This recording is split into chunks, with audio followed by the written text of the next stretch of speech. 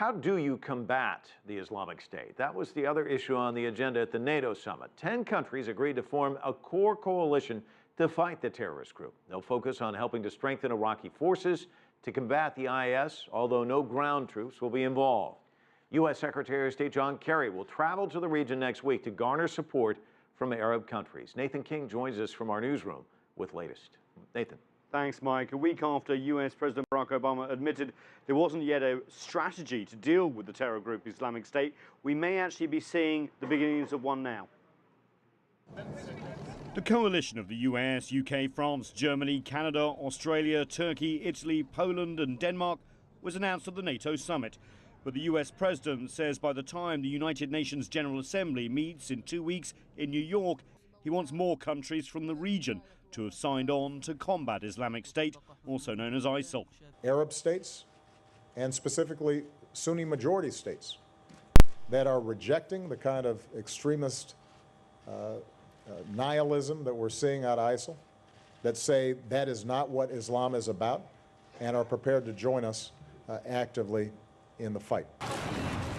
With Islamic State still wreaking havoc across large swathes of Iraq, coalition members are mindful of the Iraq invasion of 2003. The US is insisting it will not send ground troops.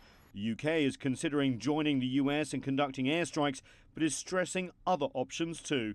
Everyone remembers the divisions around the world over the Iraq War 10 years ago. There were no real divisions here.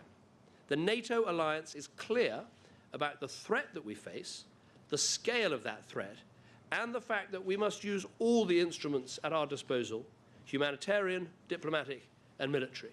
But questions remain on whether Islamic State will be attacked inside Syria as well as Iraq. After all, that's where they're based. And the US so far has ruled out cooperating with the Assad government. And as the US seem to be forming a strategy against Islamic State, word of a success against Islamists in Somalia. The US is confirming that an airstrike carried out on Monday south of Mogadishu did indeed kill the leader of al-Shabaab Islamist group, Ahmed Abdi Godani. He was one of the United States' most wanted terrorist leaders. There was a $7 million bounty on his head, and his killing could be a real boost for the US president's strategy of limited, targeted strikes against terrorist groups as the strategy against Islamic State takes shape. We should also remember the role of Iran is to be considered here in the battle against Islamic State. There are several reports coming out of the capital, Tehran, about a possible future cooperation with the US over this. There was a report in state media that Ayatollah Khamenei, the supreme leader, may have actually even sanctioned it. There were also reports about cooperation over terrorism between Iran's foreign minister and the new European foreign policy chief.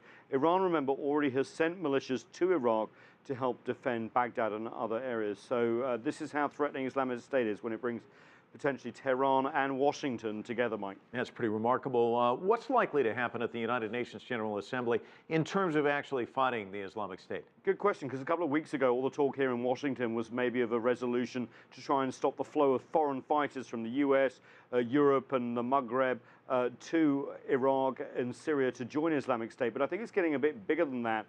Word is that there may be a work on a Security Council resolution giving this new coalition and the partners it gets along the way some sort of authorization to take on Islamic State, definitely in Iraq. The big question, of course, is other countries like Syria. Nathan, thanks so much.